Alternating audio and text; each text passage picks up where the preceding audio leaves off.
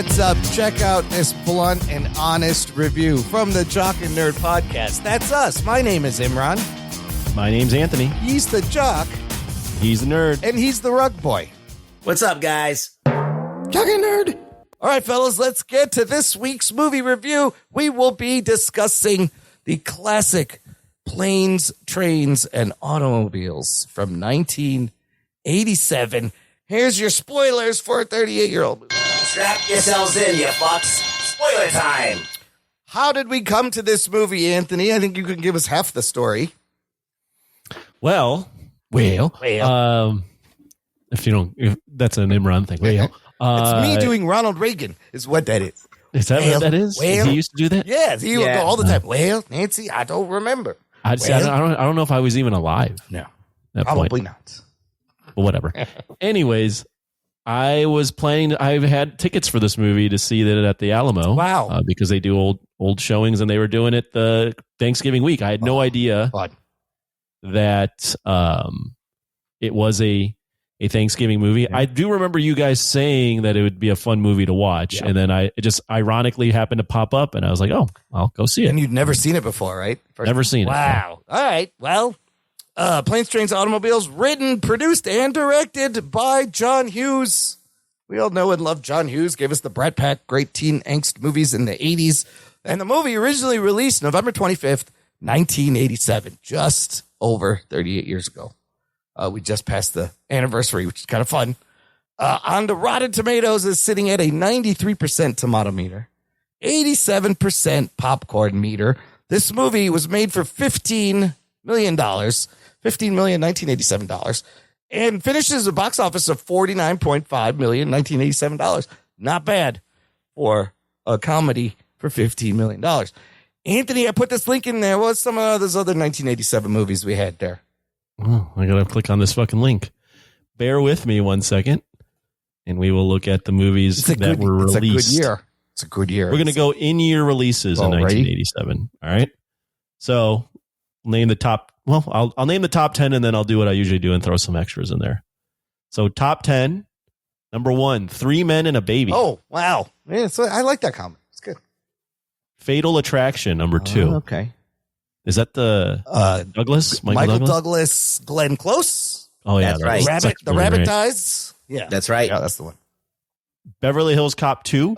You know what? That's 3. I don't mind 2. It was on TV just the other day. I was watching it. It's funny. 4, Good Morning Vietnam. Fantastic Robin Williams movie. I think he wins an Oscar for that. Good performance. Yeah. 5, Moonstruck. Oh. That's Cher and Nicolas Cage. Yeah. Yeah. All right. A romance. Yeah, rom-com.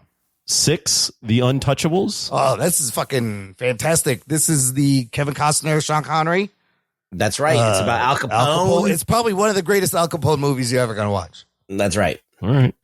Take your word for it. I've of these movies that I've mentioned so far, I've only seen 1. Oh my God. Okay. They're all 7, The Secret of My Success. Oh my God. Michael J. Fox. Another great 80s movie. Trying to branch out of Back to the Future. Doesn't really work. 8, Stakeout. Oh, fuck. Who was in Stakeout? Is that Emilio Estevez? Or Gregory Hines? No. No, it's who's in that? Stakeout was Richard Dreyfuss, Emilio Estevez. Yeah, Madeline Stowe. Was right. You were right. Madeline Stowe was hot in that movie. Yeah, I don't remember this movie. That's all I remember. Yeah. She was very hot. 9, Lethal Weapon. Oh, wow. First one. Yeah. Second movie on this list I've seen. 10, The Witches of Eastwick. Oh, that's actually Jack Nicholson. Yeah, that's a real good movie. Who else is in there? Susan Sarandon. And what's her name? Gina Davis. I don't know who else is in that. Michelle Pfeiffer. I don't know. Somebody's in that. Now extra movies. Michelle Pfeiffer. 11, Dirty Dancing. Yeah, great. 12, Predator. Oh yeah, 87. 16, RoboCop. Oh, goddamn. What a year. You're coming with me. 20, Eddie Murphy Raw. Oh, fantastic. 21 is Planes, Trains, and Automobiles. 23, Full Metal Jacket. Yeah, Platoon came out that year also. You had these Vietnam movies. 25, the movie that won Best Picture, The Last Emperor. 30, The Running Man. 31, Spaceballs. Oh, my God. Amazing. 38, The Lost Boys. Amazing. Oh my God. 41, The Princess Bride. I love those memes where it pops up where it shows you like a photo of the marquee from the old days. And, you know, there were days where you look at the thing and it's Predator, RoboCop, fucking all these huge movies, Platoon, Spaceballs. I'd be like, holy shit. What a couple time. more funny ones, though. 51, Raising Arizona. Oh, we reviewed that. Yeah. 65, Masters of the Universe. Oh, shit. That was 87, too. This is a great. 69 or 68 before I get into 69. 68, Over the Top. 6'7", dude. Over the Top came out at 87.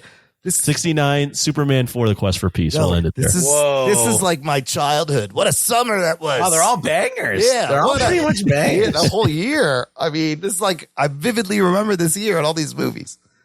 A lot of movies. And there's more. I mean, there's more. These are just you can't the ones really go on wrong with any of these ones. The variety, man, used to be great. Anyways, this one, Planes, Trains, and Automobiles, like I said, directed by John Hughes. This is his 5th movie. He's coming off of Ferris Bueller, 5th directed movie. He goes on to write a lot more. Steve Martin and John Candy in your lead roles. Steve Martin playing Neil, John Candy playing Del Griffith. Steve Martin coming off Roxanne, Little Shop of Horrors, and Three Amigos. And John Candy at this point coming off Spaceballs and also Little Shop of Horrors. They were both in that movie.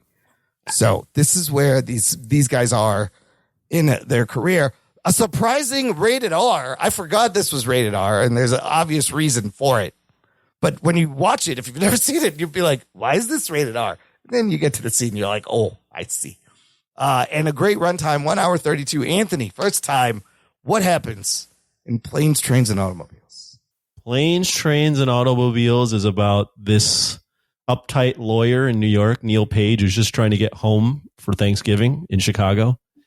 And along the way, he meets Del Griffith, played by John Candy, who is this shower curtain ring seller. Yes, just the rings. That's kind of an odd guy, got a lot going on. And they happen to come cross paths, and they can't get away from each other as the flight from New York to Chicago gets diverted, and they have to figure out a way to get home in time for Thanksgiving. Also featuring some fun cameos from Kevin Bacon, Michael McKean, Dylan Baker. But yes, this is a two-hander. Edie McClurg, two-hander between Steve Martin, John Candy. So, Anthony, 2025 eyes watching this movie from 87 on Thanksgiving and on a weekend that was very similar to kind of what was happening in the movie here with the big snowstorm. I thought that was kind of fun because you're like living the movie. What did you think? I didn't watch it on Thanksgiving. I know, but like I was like watching it because it's on Paramount. Oh, I see. And I watched it over and it was like similar snowstorm. And I was like, oh shit, it's like the movie. But first time watching when the movie was over, how you feel? I was about probably an 80% packed theater. Oh, wow. People were giggling and laughing the entire time, which was great. Made the experience way better. I had a great time with it. John Hughes movies always seem to do really well for me. Yeah. And this one is no different. It's a these mismatched friends type thing. And John Hughes movies always seem to have comedy and raunchy comedy, absurd comedy, but then there's always that little piece of heart at the end that tugs you and makes everything come together and makes you care about these characters. I think the biggest thing for me is realistically, like both of these guys kind of suck and you don't really want to hang out with either of them. Yeah, fair. Yeah. But for some reason, and it's because of the way he's directed it and the way these actors, Steve Martin and John Candy, play it. Yeah. You want them to be friends, even though like both of them are not a good fit for each other. Yeah. Both of them are equally annoying. Both of them suck in a lot of ways, but you're just like, but I kind of want to see these guys get back together. So every time they split and then come back together throughout the movie, you're like, this is familiar. This is good. I want to see this. So yeah, I had a great time with the movie. There's a lot of awe moments. Yes.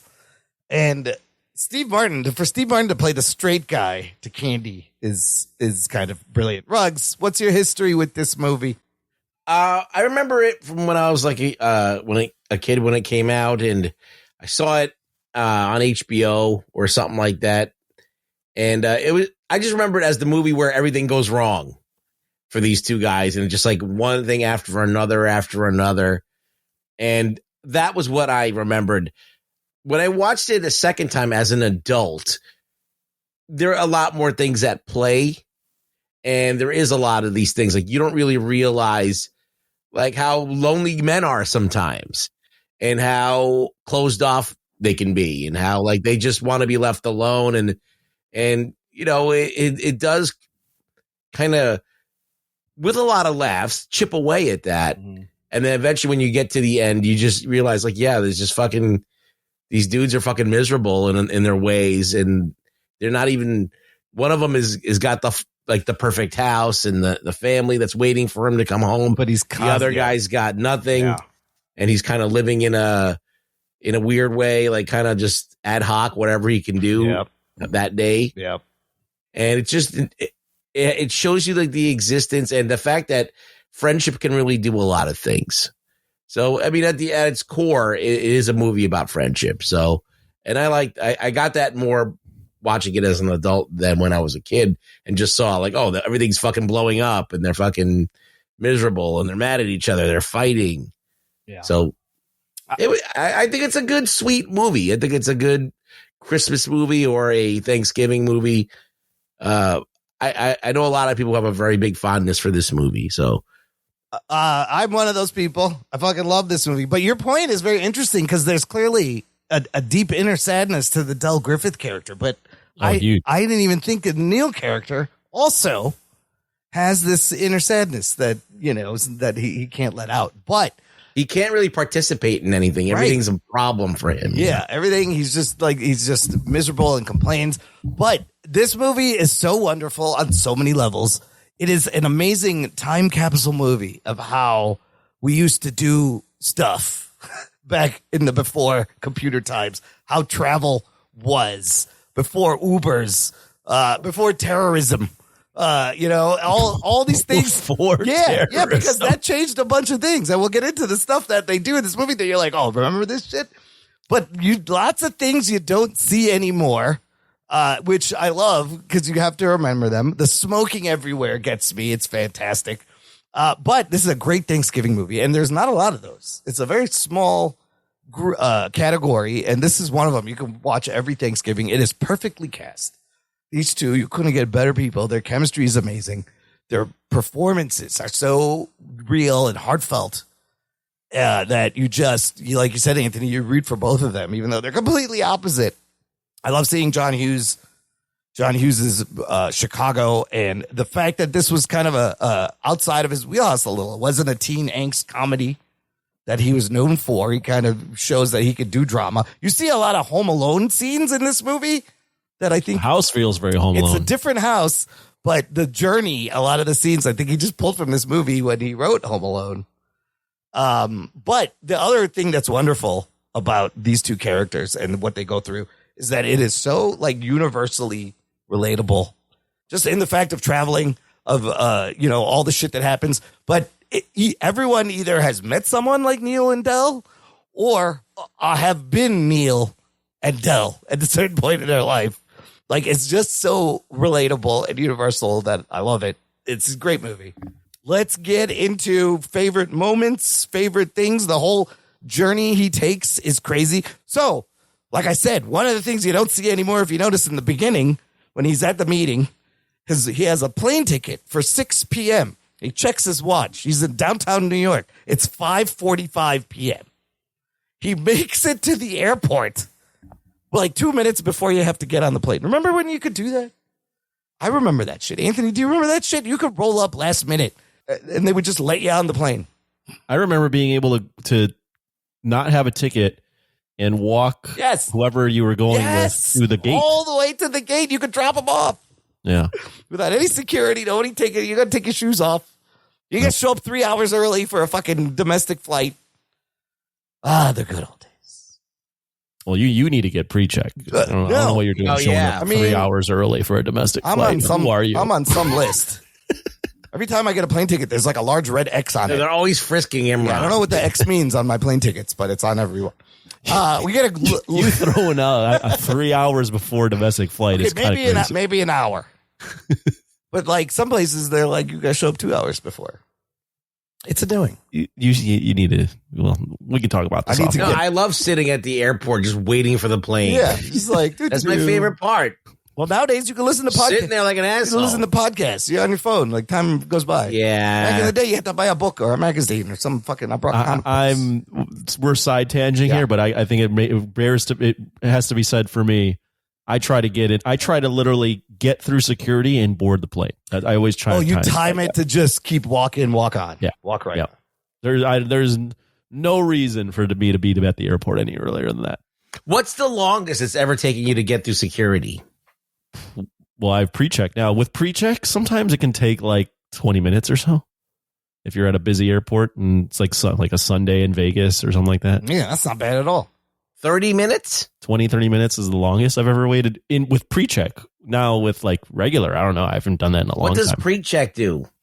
TSA pre-check. So it's, our audience is going to love this. TSA pre-check is basically a part of the airport where you can go through and you don't have to like take off your shoes. It's basically like they've pre-scanned you to like not look up your criminal history and have they trust you more, so you don't have to wait as long on the line. So there's less people that are in the line. It's like a separate line, basically. Correct. Oh, okay. They vet you with a background check. You know, they do vet you. You don't have to take your shoes off anymore. I think they changed that recently. Right, but it usually is much faster than the regular line. Wow. Yeah. So get on your pre-check there. Or there's other planes. Like the fact that he makes it from downtown New York, 5:45 to the fucking airport at LaGuardia or JFK by 6 is ridiculous. I think he's going to LaGuardia. It's ridiculous. Like that you never do that. And you get that fun Kevin Bacon cameo and he doesn't say anything and they just race for the cab. I love in that scene when he gets the cab, pulls it over, he's loading it or whatever. Del Griffith, John Candy gets in the cab and then he sees him and the look on John Candy's face. He's like, and then it just drives off. He just drives off. Also, Steve Martin running is hilarious. Like, who runs worse, him or what's his name, Steven Seagal? See, but I think Steve is doing it on purpose to be comedic, and Seagal, that's just how he runs. Yeah, he thinks he's running cool. He thinks he's running cool. So that's arguably way worse than Steve Martin doing funny running, which he does. He does run really a long time, and then you get the first confrontation with Del at the airport, and there's some great fucking lines. And it was another like line that reminded me of the Home Alone scene with the Poca, where he's like, "Oh, I'm so sad." Like he feels bad that he stole the cab. He genuinely is like, "I'm really sorry, I didn't know." I love that he goes, "Don't I know you from somewhere?" Yes, you just saw him on the street chasing after you like a madman. He's like, "Dude, you stole my cab." Oh, I did? He's like, let me get you a hot dog and a beer. He's like, no. How about a hot dog? No. Coffee? No. Milk? Soda? Some tea? A Slurpee? Lifesavers? He just keeps going. So fucking funny. That's just what he's like, Poca. You know, kiss me, Poca. We got a couple hits. Big and he's a completely different character, though, in this than he is in Home Alone. Home Alone, he's like a fun, like a loving guy. Yeah. Like a genuinely good guy. This one, he's like, very awkward, wants to make relationships, doesn't understand how to connect with people. Always, like he says in the movie, he's like, fuck it. Like, he's like, Del, you always push people away. Blah, did it blah, again. blah. Yes. Well, and the ironic thing is when you watch that documentary, I Like Me, you kind of realize that this was a lot of John Candy in Del Griffith, the insecurities. Like he was pulling from, like, that's how he felt. It's almost like he's just playing himself in this a little bit. In terms of how he felt, that even though everyone loved him, he was always insecure. It's kind of crazy. But we get to the planes of the plane, trains, and automobiles. And of course, Neil has to sit next to Del. And bro, Del takes his shoes and socks off. Like, if you did that shit today, you would get tossed off the plane so fucking quickly. But it is so funny. It's like, oh, my dogs are barking today. And it's not just the shoes. It's the socks. And he's flicking them around. I've seen some people take off their shoes on a plane. Oh, really? See, I think... Well, people go on planes with Crocs now, so... That's true. Listen, this is also a plane where you can smoke in, so really, what's the problem? If you're going to let me smoke in here, let me take my fucking shoes. I can't believe you used to be able to smoke in a plane. That is wild. I mean, you see him smoking in a diner, on the plane, in the hotel... just fucking everywhere. The plane is the craziest one. The plane is the craziest thing because they're just flowing oxygen through there. So you're like, I'm in the non-smoking section, but the smoke is like right there. What are you supposed to do? Like, how do you have a non-smoking section? How did that even work? Movie theaters? What are we doing? Favorite scenes? Yeah. I'm skipping ahead, but this one was one of the ones that made me laugh the most when they're in the automobile portion of the movie. Yes. And they're driving, I think they're driving to Chicago. I don't remember where exactly. Yeah. It's at night. Yeah. And he's playing the song and he's just dancing around in the car. Yes. He's playing. And it just goes forever. Doing the mess around. He's doing the mess around. And when he plays the piano on the dashboard and he's just having a ball. This car is iconic. This is a customized 1983 Chrysler LeBaron convertible with wood paneling. Also, just like the look on him, like the way with him with the mustache, he looks like a giant kid growing a mustache throughout the movie. Yeah. Like it looks terrible, but it's also funny. The whole car bit in the Chrysler there's so many funny things. I mean, that's where we get this line. You play with your balls a lot. Tell me one thing I do that bothers you. Oh, I'll tell you. One thing. He's playing with the seat recliner and he can't get comfortable and he breaks it. And then flicking the cigarette out the window. This is a rookie mistake. Everybody, if you're a smoker and you drive on the highway, you know you don't fucking keep your back window open. Although they probably didn't have power windows in that Chrysler. So yeah, that happens. If you can flick it out and it could go right back in the fucking car. And just that whole moment where he's doing the mess around and he's screaming, he's going the wrong way to go through. Well, he gets his coat stuck to that is fantastic. Yes, the seats. He's trying to take his parka off, and both arms get trapped while he's driving with his knees. It's so good. And then that's one of the things I'll give the movie the writing credit here. He's doing that because he flicked the cigarette and it's in his back seat, so it's getting hot. Yeah, he's like, it's getting hot in here. And then because of that, he's trying to take off his parka while he's driving, and because that happens, he gets connected to the seat, which then causes him to go the wrong way on the highway. Well, it builds on each other, where it's not just a random moment that happened. Yeah, that he spins out first, and like he's singing the song while Neil's trying to sleep, and then Neil gets up and he's like, "What happened?" He goes, "It's getting hot in here. You should take your parka off." Then when he returns to the highway, he's going the wrong way. When those two people try to tell him is also hilarious. When he like looks at them and he's like, "Oh, they're drunk," and then he's mimicking them like being drunk. I was like, this idiot wants to race. He's like, "Sure, buddy, yeah," and you could see smoke in the back seat at this point.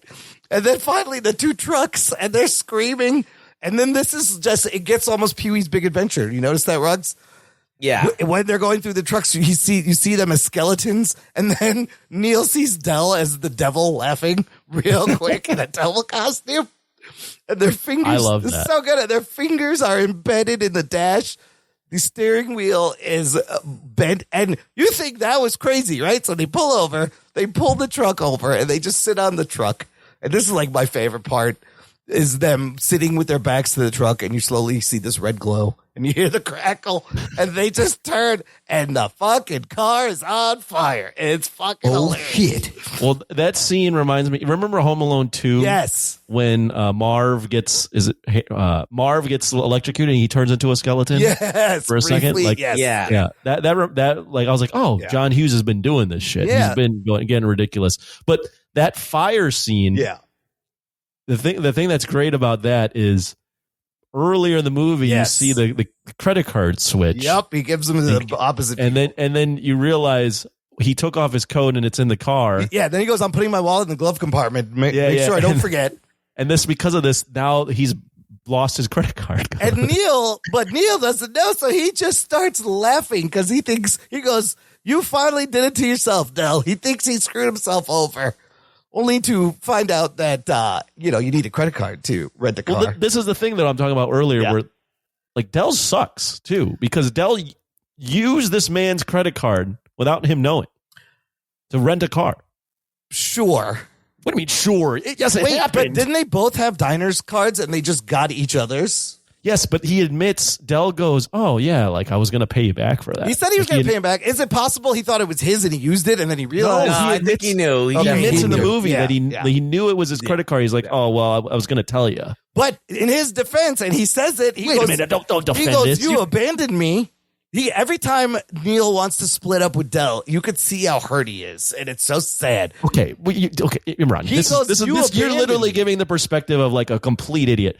You're saying left me with nothing. He's got no cash. You're saying because Steve Martin wants to get away from this guy who he finds creepy, it is okay to use another man's credit card to purchase a car? If you pay him back. Oh, Imran, you are out of your mind. All right, maybe that's a stretch. But you're right. They're both shitty. They're both mean to each other. They both hurt each other's feelings.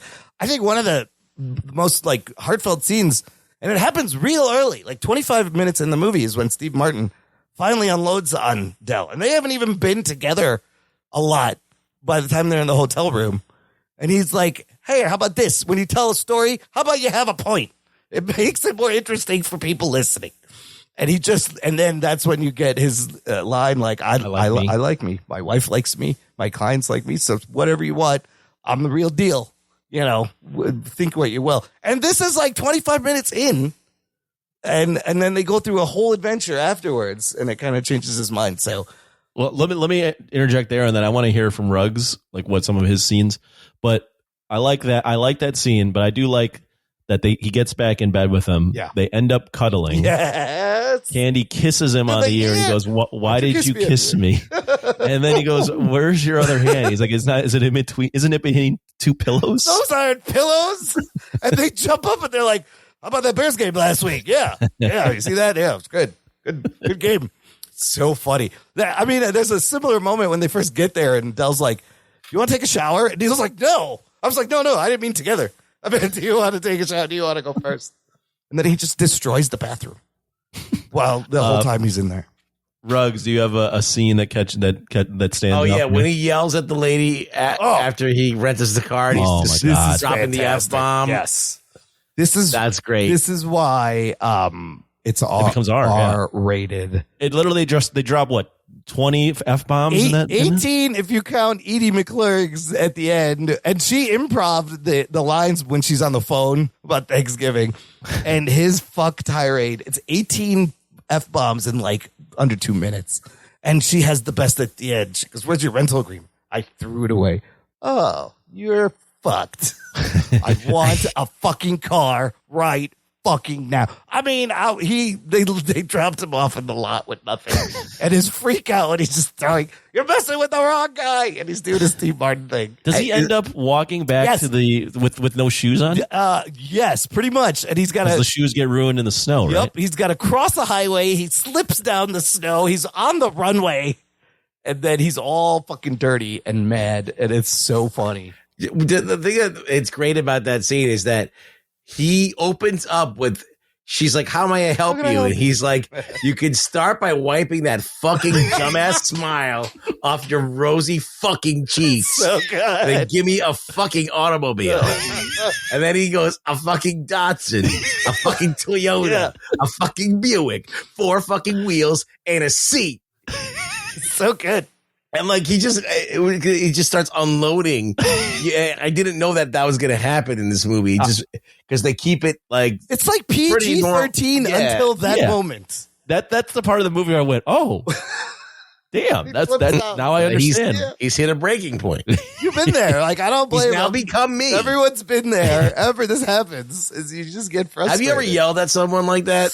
Like like a person at work in a public place? I don't think I've ever yelled at a person that didn't deserve it like that. Yeah. I don't know if I've done it in public. I've gone off on people, but you know, I'm me. Right. But have you had a Neil Page situation where someone was just happened to be doing their job, maybe a little annoying, and you just went off? Yeah. Like, did you swear? Did you cuss him out? Damn. Oh, yeah. I went way beyond. I could imagine, like, if in the real world, you two hanging out and one being more Del Griffith and one being more Neil Page. Imran? Yeah. I mean, Imran just tried to justify using another man's credit card without them knowing. See, I think I would I willingly hang out with Imran. See, like, it's not like I would be like Del, but I would also enjoy hanging out with someone like Del because just to see what makes him tick, and he's fucking colorful, weird character. Do you think? Let's while we're doing pivoting from the scenes real quick, we can go back to scenes. What do we think is with Del? Like, is he just a lonely guy? Yeah. Is he awkward? Is he maybe on the spectrum? Like, what's going on with Del? I feel like everybody knows someone like this. Yes, he's socially awkward. Probably when he was a kid, didn't have a lot of friends, tries too hard to please people. But is very lonely, right? Like lonely guy, lost his wife, but has good intentions, right? And I think he's a good guy. That would all. Do we think he's like there's something going on? No, or is he just a lonely guy that's really awkward? I think just he's like depressed and hiding it because of his wife, and he's awkward and I think he's just barely scraping by. Like he lives on the road. He's barely getting by, and his relationships at work, those work things that he does, his salesmanship and stuff. Yeah, that's the only thing that's really keeping him going. He really doesn't have anything else. So he lost his wife.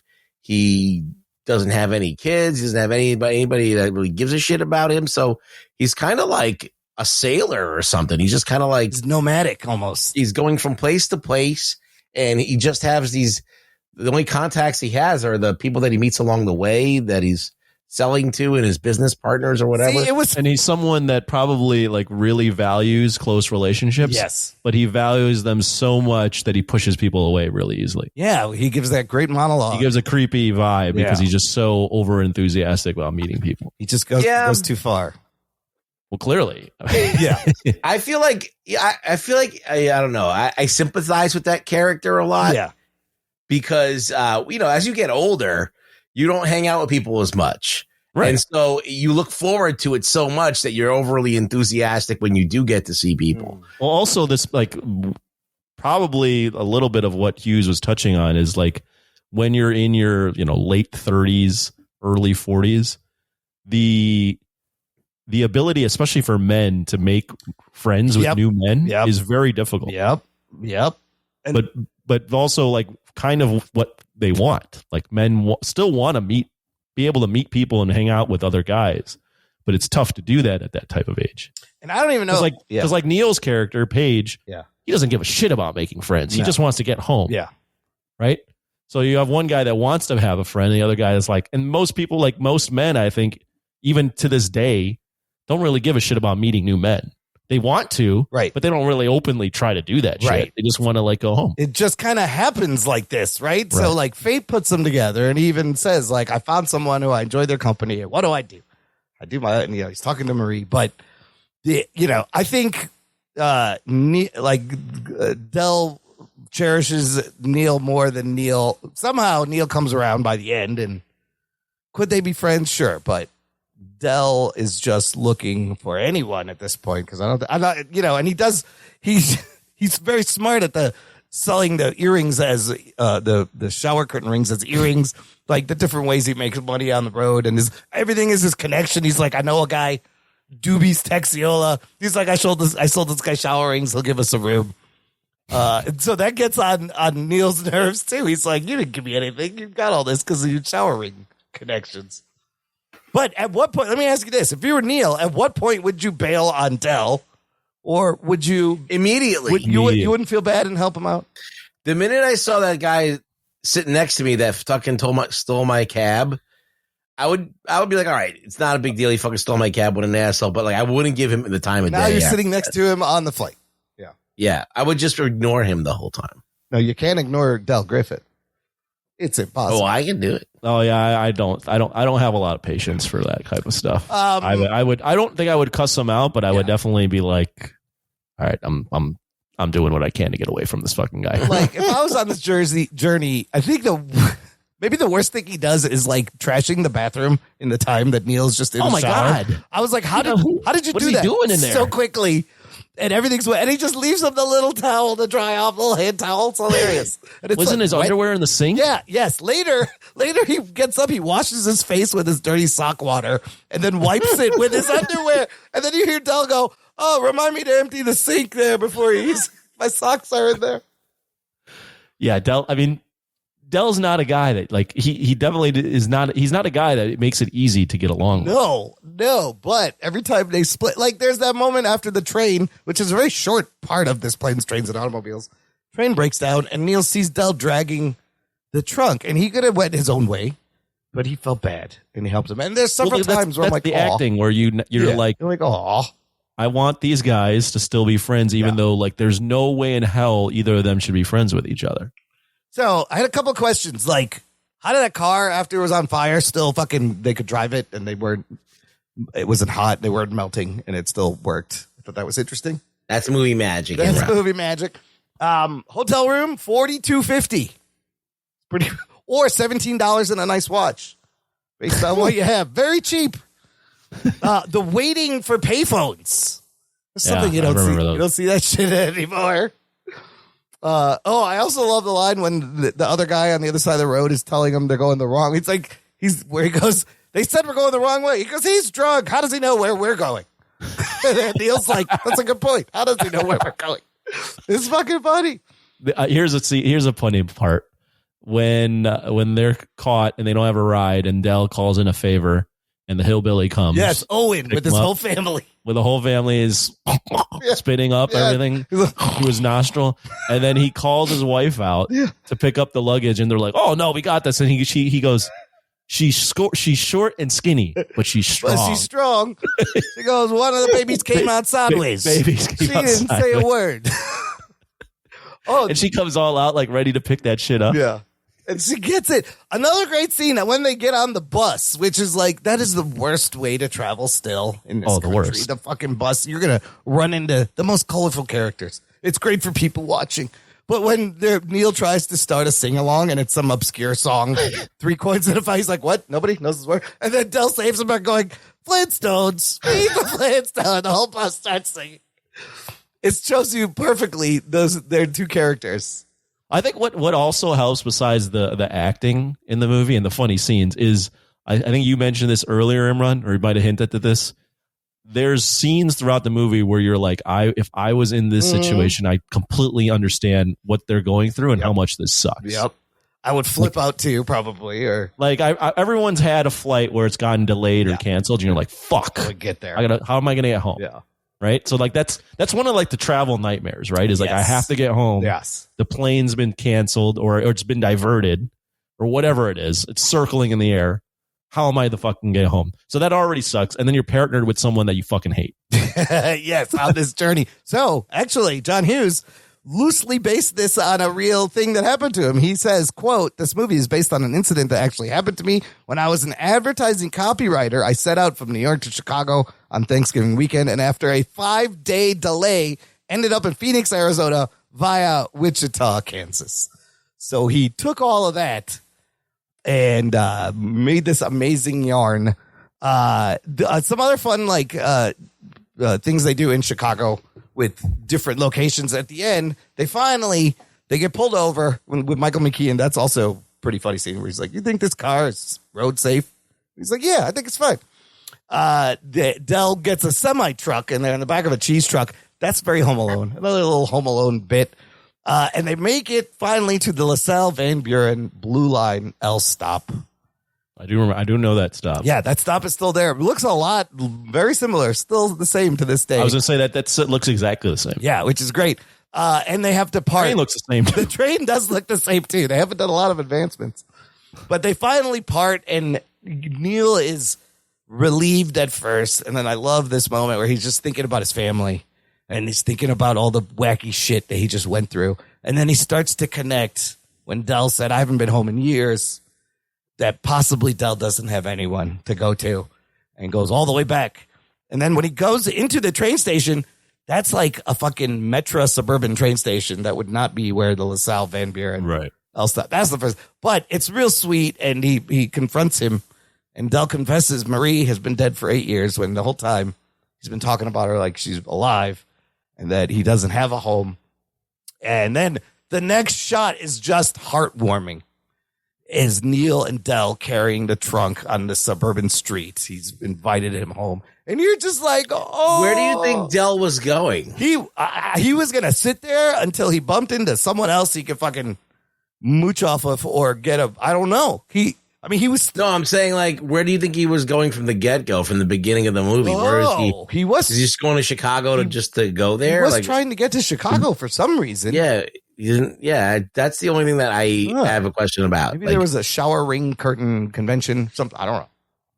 Yeah, I don't know. I feel like he just travels just to pass the time. And I also think in that scene when Neil is thinking back, he's also thinking back to how, like, this whole time I was just focused on getting home. Yeah. And like thinking back on this actually was kind of a lot of fun. Like this whole thing, this like he was so not living in the moment that when he thinks about it, he's like, oh wait, like I actually had a good time with this guy. All those shots of Steve Martin were like he didn't know they were filming. And he was just I don't know what he was reacting to, but they made it work and used Did you guys hear about the original cut of this movie? Yes, it was apparently over 4 hours long. 3 hours and 45 minutes. So we just talked about Nolan shooting 2 million feet of film. He shot 600,000 feet of film. Here, I'll do some of the subplots. Yes, there's a lot of stuff that got cut out. Are you aware of these, Rugs? No. Okay. So one subplot is Neil's wife thinking that he's not coming home because he's with another woman. Right. Which is why at the end when she sees him, she's relieved. She's relieved to see Dell there. Right. Yes. Okay. So then the next one is the dude that robs them. Yes. Is the pizza delivery man who dropped a beer in the hallway. And that's what causes when Neil tries to open the can that it bursts. Which, okay, so this whole thing was crazy because we don't see that. He just mentions that the bed, it was soaking in beer. Right. And he says it's because of the vibrating, he had cans left on the vibrating bed. But then when teenagers break into his room to randomly to just rob them, I was like, how many bad fucking things could happen to this? Well, it's not random. It wasn't random. They robbed him because they came back to rob him because Dell didn't give him a tip. Yeah.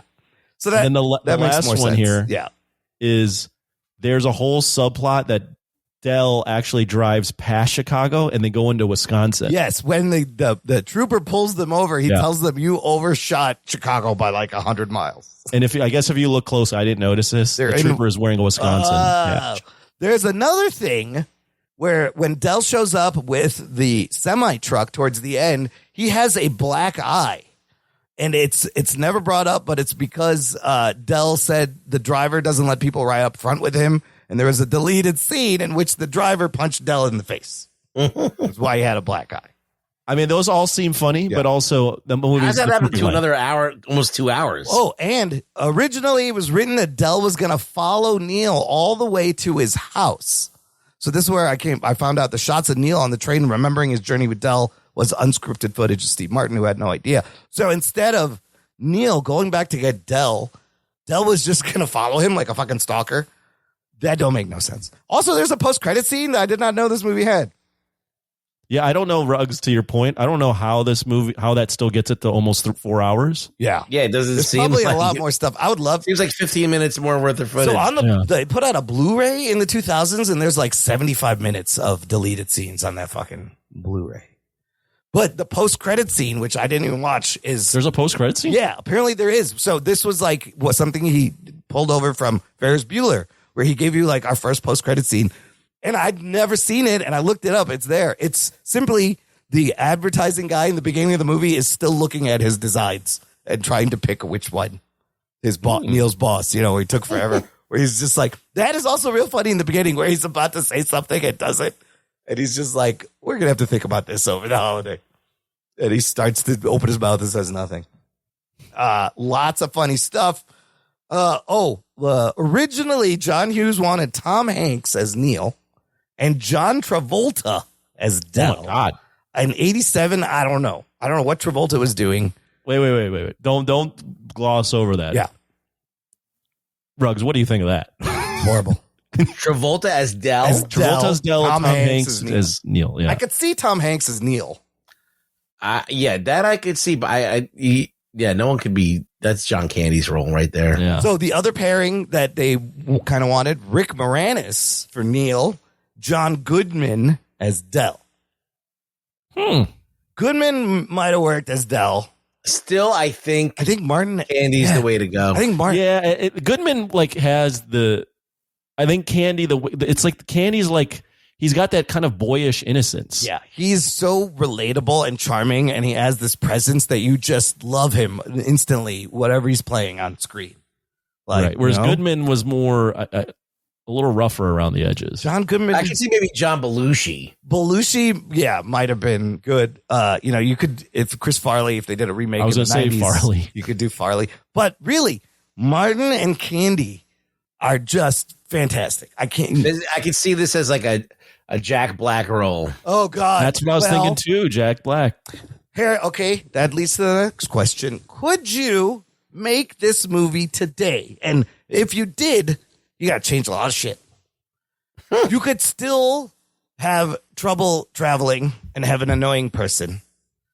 But with cell phones and Ubers and all this shit, like none of this shit would have happened. Finding a hotel room, all this shit's very easy now. Wasn't there a movie with Jack Black and Robert Downey Jr. where they had to drive in a car all cross country with a baby or something? Oh, no. That was kind of a little reminiscent of that, like the dynamic of they hate each other, but they have to be on this road trip. What was that?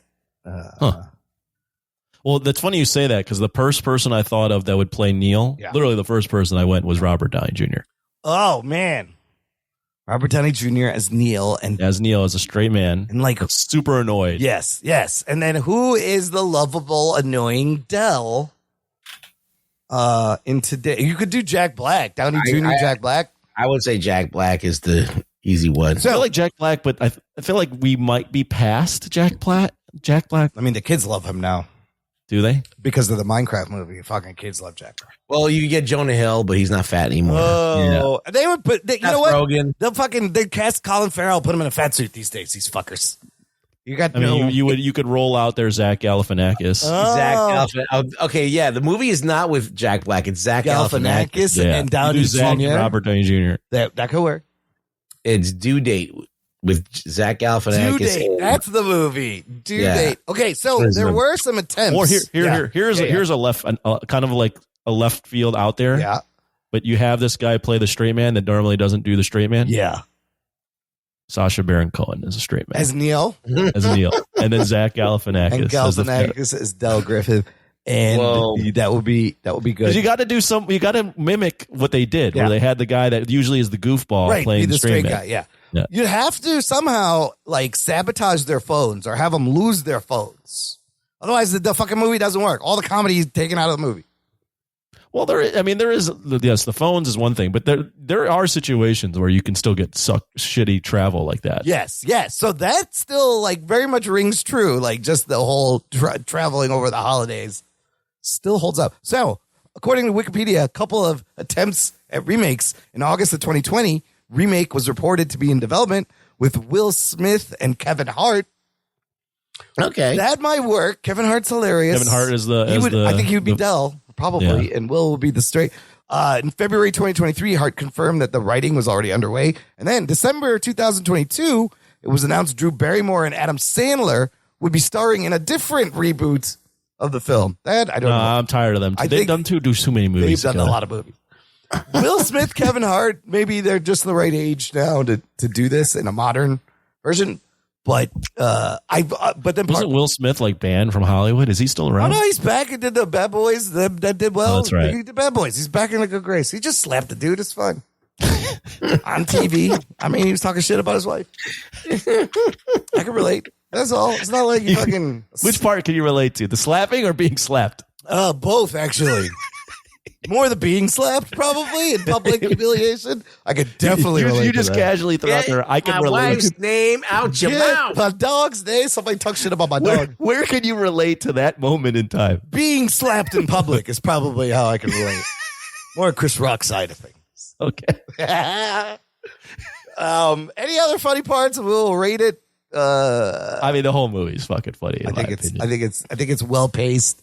And the journey is great, and you learn. Yeah, I had a good time when we were watching it. You learn to love both of these characters, and there's something about a John Hughes. There's something about the '80s. There's something about a John Hughes movie where you just combine all that together, and you're like, this shouldn't work. Yeah.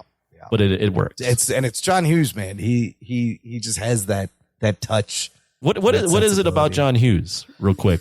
Like, what is his magic that he can always pull these off with different age groups, different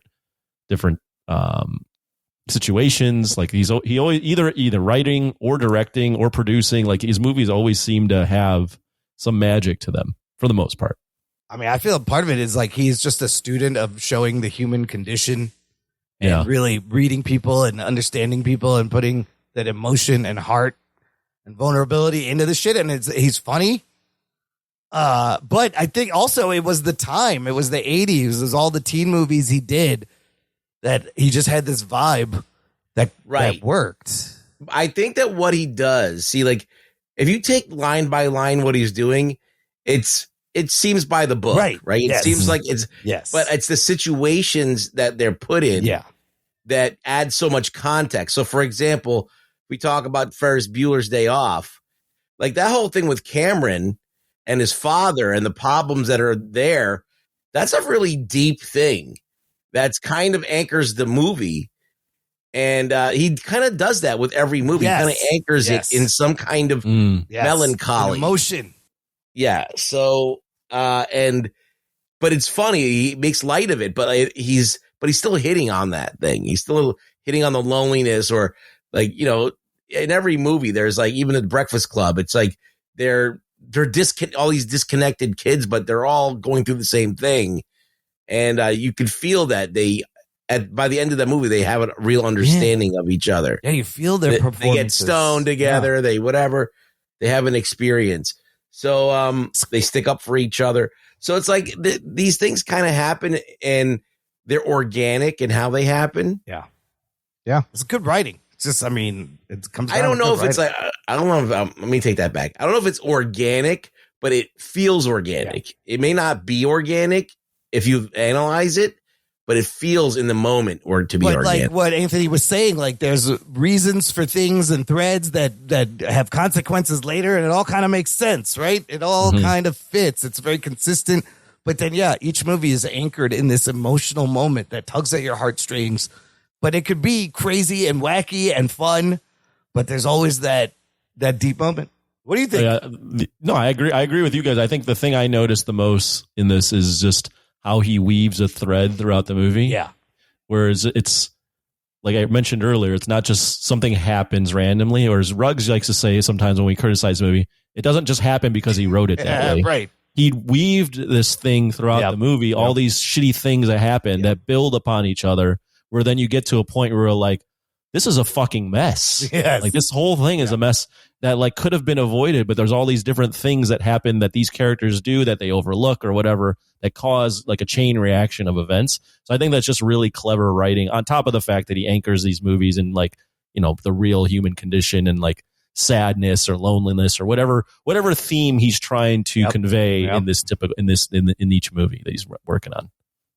I mean, the last bit of Ferris Bueller where he's racing home against his parents and his sister is such a great climax to that movie. And it's so satisfying. It's so exciting. It's so well done. And to see John Hughes like have a movie where there's no teens, there's like none of the teen angst that he's known for, and he still fucking nails it. And, you know. Yeah. All right. Anthony, give me a score. And 8 out of 10. Oh, okay.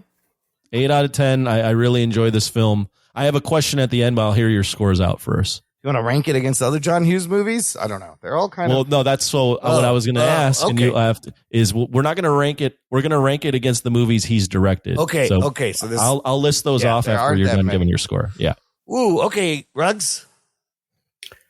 A recommend for me is a 7. A strong recommend 7.5. A classic is an 8, and that's where it sits at an 8. So boom.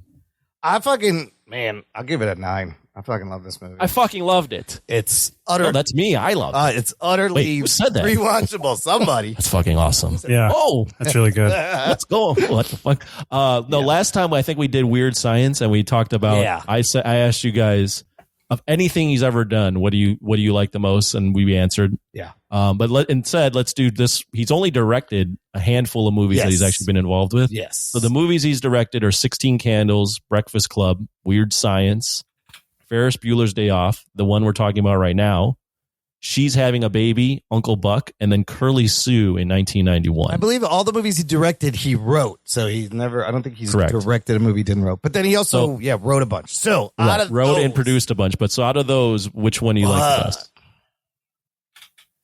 You know, I haven't seen all of those. It's interesting that I could see the Home Alone influence in this, and then he later Home Alone's not. He didn't direct Home Alone. I know, but like this is 87. In 89, he does Uncle Buck with John Candy meeting Macaulay Culkin, and like those two movies combined, eventually I feel like become Home Alone, kind of.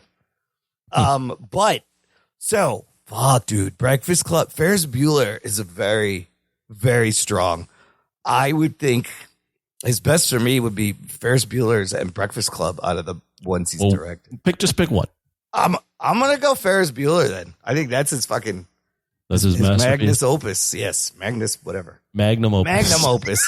Magnum Condom. That's his Magnum Condoms. Ribbed for her pleasure is Ferris Bueller's Day Off. If you turn it inside out, it's for your pleasure. You can do both. Ruggs, what do you think? His best directing. I don't know about best directing, but his most memorable, like classic film is Ferris Bueller's Day Off. Ferris Bueller, okay. It is a unique film that started a trend of these types of films, like Parker Lewis Can't Lose and all these other things that have copied it. Teen comedies, Zach Morris, all of these guys that always land on their feet. And he was the first. Like, we've seen teen movies before, but this was something different. He breaks the fourth wall. He talks to the camera. It's just like, and he's doing shit that no one was really doing. And he's not like tall and handsome. He's just an average kid, but he was the coolest kid that everybody wanted to be fucking Ferris Bueller. Yeah, and he just invented that. Yeah. Like, he just wrote it. Okay, this is the coolest kid. This is the coolest kid ever, teenager. And you believe it. Yep. And you believe it because he did it. Yeah. And I feel like that one, he wields a lot of power with that movie. I also think The Breakfast Club is a great movie. And then I think this one comes into that Planes, third. Trains is, definitely. I would put it third. It's up there. Third? Okay. Yeah. I got to revisit Ferris Bueller's. I watched it initially during COVID, and I was like, this is all right. Oh, but really? I had the same reaction to Breakfast Club, and when I rewatched it for us, I was like, oh, this is a lot better than I remember. Yeah. I mean, Ferris Bueller's got just. I love the movie. The next one I really want to watch is Uncle Buck. Uncle Buck's pretty. Uncle Buck's great. It's really funny. Another great John Candy fucking role. That's another one where you fall in love with him, kind of like you just want him to be your Uncle Buck. Fucking Macaulay Culkin is like 6 years old or whatever, and he's and so good. So great timing, so adorable, so funny. Uncle Buck, and he didn't direct this one. Or no, he did direct this one. I also want to watch 16 Candles. 16 Candles is pretty good too. It's it's good. Yeah. It's solid. I think the worst one here is She's Having a Baby. Or Curly Sue is not great. It has She's Having a Baby. James Belushi. Kevin Bacon. She's having Elizabeth yes. McGovern. Yeah, that one's all right. There's a lot of people in that one. Alec Baldwin. Well, but he wrote a lot of movies. I think yes. He wrote most of these. Yeah, he wrote so many movies. You got the Beethovens, the Home Alones, the National Lampoons, National Lampoons, Flubber, Dutch, Career Opportunities. He wrote Pretty in Pink. Yeah.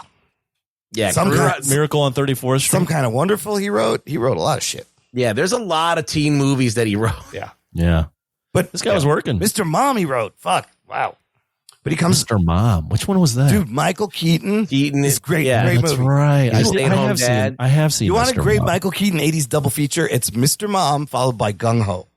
They're both fucking great movies. I love Gung Ho. I've never even heard of that movie. Yeah, he goes to Japan and he takes over the car factory, place. and then he brings all the Japanese to America, and it's part of it's a car in a card factory. It's really good. Mr. Mom is great too. Yeah, I haven't seen Mr. Mom in a while. Yeah. These are the type of movies, though. They definitely don't make a lot of these type of movies. No, they don't. They don't make anything. They don't make anymore. anything. They just make sequels and reboots and fucking remakes.